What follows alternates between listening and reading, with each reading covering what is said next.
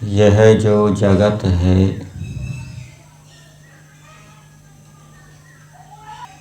ब्रह्म से उत्पन्न नहीं हुआ,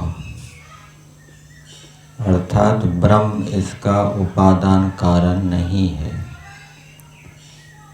जैसे मिट्टी से घड़ा उत्पन्न होता है, घड़ा बनता है, ऐसे ब्रह्म से ये संसार बन गया हो, ऐसा नहीं है।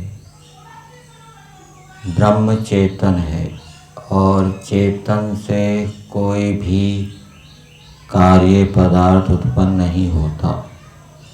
यदि जगत ब्रह्म से उत्पन्न होता तो सारा संसार चेतन होना चाहिए, लेकिन संसार के अंदर जड़ पदार्थ भी उपलब्ध होते हैं। यदि ये संसार ब्रह्म से उत्पन्न होता तो इस संसार के अंदर सर्वत्र पवित्रता होनी चाहिए, क्योंकि ब्रह्म पवित्र है, परंतु संसार के अंदर अपवित्रता भी उपलब्ध होती है। यदि ये संसार ब्रह्म से उत्पन्न होता तो संसार के अंदर कोई अवयव नहीं होने चाहिए, क्योंकि ब्रह्म निरअवयव है। इसलिए ये संसार ब्रह्म से उत्पन्न नहीं हुआ, अर्थात ब्रह्म इसका उपादान कारण नहीं है, अपितु प्रकृति इसका उपादान कारण है। और उस प्रकृति का क्या लक्षण है, वो सांख्य दर्शन के अंदर माननीय कपिल मुनि जी ने पहले अध्याय में बताया है। सत्व रजस तमसाम साम्य अवस्था प्रकृति, प्रकृतिर्महान महतो अहंकारः, अहंकारात् तन्मात्राणि उभयम इंद्रियम, तन्मात्रेभ्यः पंचभूतानि, पुरुषः पंचविंशतिर्गणा। तो ये संसार के पदार्थों की गणना इस सूत्र के अंदर की है, और इस संसार का उपादान कारण कौन है ये भी बताया है। संसार के अंदर 25 पदार्थ हैं, प्रकृति को मिलाकर 5 भूतों तक 24 हो गए, और 25वां पुरुष है। पुरुष का अर्थ महर्षि दयानंद जी ने जीवात्मा भी किया है और परमेश्वर भी किया है। इसलिए कोई यदि ऐसा कहे कि कपिल मुनि जी अनीश्वरवादी थे, ईश्वर को नहीं मानते थे, ऐसा नहीं है। पुरुष शब्द का अर्थ परमेश्वर भी होता है। यजुर्वेद के 31वां अध्याय पुरुष सूक्त है, वहाँ पर पुरुष शब्द परमेश्वर के लिए आया है। सहस्र शीर्षा पुरुषः सहस्राक्षः सहस्रपाद। वो पुरुष, वो परमेश्वर कैसा है, जिसके अंदर हम मनुष्य आदि प्राणियों के असंख्य सिर, पैर, हाथ आदि अवयव विद्यमान है। अब प्रकृति का लक्षण इस सूत्र के अंदर बताया है। सत्व, रज और तम, ये जो 3 वस्तुएं हैं, इनकी साम्यावस्था, साम्यावस्था का अर्थ महर्षि दयानंद जी ने संघात किया है। इन 3 वस्तुओं का जो एक संघात है उसको प्रकृति कहते हैं। संघात शब्द के अनेक अर्थ बताए गए हैं। समुदाय या समुच्चय को भी संघात कहते हैं, और अनेक तत्वों के मिश्रण से जो निर्माण होता है उसको भी संघात कहते हैं। अर्थात जो कारण अवयवों के रचना विशेष से जो नया कार्य उत्पन्न होता है उसको भी संघात कहा जाता है, और समुदाय को भी संघात कहते हैं। तो ये अर्थ कैसे निकले, इसको हम संघात शब्द की व्युत्पत्ति से समझने का प्रयास करेंगे।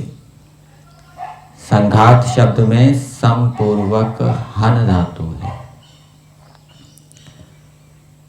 और सम का अर्थ होता है सम्यक, अच्छी प्रकार से, और हन धातु हिंसा और गति अर्थ में होती है। हिंसा अर्थ यहाँ संभव नहीं है, इसलिए गति अर्थ लेंगे। गति के भी 3 अर्थ होते हैं, ज्ञान, गमन और प्राप्ति। तो प्रकृति एक संघात है, अर्थात जिसके अंदर 3 वस्तुएं अच्छी प्रकार से समीप में प्राप्त हैं। जैसे समुदाय होता है, मनुष्यों का समुदाय है, पशुओं का झुंड है, वृक्षों का झुंड है, उसमें अनेक मनुष्य, अनेक पशु, अनेक वृक्ष साथ साथ होते हैं, आपस में मिले नहीं होते। तो 3 वस्तुएं जिसके अंदर समीप में प्राप्त है, समीप विद्यमान है, उसको क्या कहेंगे, प्रकृति। मतलब 3 वस्तुओं का समुदाय, इसको संघात कहेंगे, इसको प्रकृति कहते हैं। और जब हम मिश्रण अर्थ लेंगे, जो रचना विशेष होती है, तो 3 वस्तुएं जिसमें अच्छी प्रकार से मिली हुई है, 3 वस्तुएं जिसमें अच्छी प्रकार से मिली हुई है, अर्थात 3 वस्तुओं का जो रचना विशेष है, संगठन विशेष है, उसको भी संघात कहते हैं। तो वो कार्य पदार्थ के लिए घटेगा। और 3 वस्तुएं जिसमें अच्छी प्रकार से साथ साथ वर्तमान है, समीप वर्तमान है, आपस में मिली नहीं हुई, उसको भी संघात कहते हैं। और वो जो संघात शब्द है वो प्रकृति के ऊपर घटे। सत्यात प्रकाश के 8वें समोल्लास में प्रकृति को अविकारिणी कहा है, अर्थात प्रकृति के अंदर कोई विकार उत्पन्न नहीं होता। प्रकृति नित्य है। 2 प्रकार की नित्यता योग दर्शन के 4थे पाद के अंदर एक सूत्र है, क्षण प्रतियोगी परिणाम प्रांत ग्राह्यः क्रमः। इस सूत्र के व्यास भाष्य में व्यास मुनि जी ने 2 प्रकार की नित्यता बताई है, एक कूटस्थ नित्यता और दूसरी परिणामी नित्यता। और नित्य किसको कहते हैं, उसकी परिभाषा भी बताई है, यस्मिन् परिणम्य माने तत्वं न विहन्यते तत् नित्यम। जिसके परिणत किए जाने पर तत्व नष्ट नहीं होता, उसको नित्य कहते हैं। इसको एक उदाहरण से समझ सकते हैं। जैसे सोना है, सोने से हम आभूषण बनाए अनेक प्रकार के, लेकिन आभूषणों के अंदर भी सोना वैसा का वैसा रहता है, उसके स्वरूप में कोई परिवर्तन नहीं होता। इसी प्रकार से प्रकृति से जब हम अनेक कार्य पदार्थ बनाते हैं, सत्व रज तम, इन तीनों से जब अनेक कार्य पदार्थ बनाए जाते हैं, तो सत्व रज और तम, इनके स्वरूप में कोई अंतर नहीं आता, इनका तत्व नष्ट नहीं होता। तो ये भी नित्य कहलाता है। यद्यपि परिणामी नित्यता है, ये परिणाम बदल गया। प्रलय के समय प्रकृति के अवयव साथ साथ विद्यमान थे, रचना विशेष नहीं थी, लेकिन सृष्टि के समय वो जो प्रकृति के तत्व हैं तीनों, वो एक रचना विशेष में संगठित हो गए, इसको कहते हैं परिणाम। और ईश्वर के अंदर कूटस्थ नित्यता है, ईश्वर से कोई कार्य पदार्थ उत्पन्न नहीं होता, उसका स्वरूप वैसा का वैसा रहता है। तो प्रकृति अविकारिणी है, अर्थात उसके स्वरूप में जब प्रकृति से हम कार्य पदार्थ बनाएंगे तो सत्व रज तम इनके स्वरूप में कोई अंतर नहीं आएगा। इस दृष्टि से प्रकृति को अविकारी कहा गया है।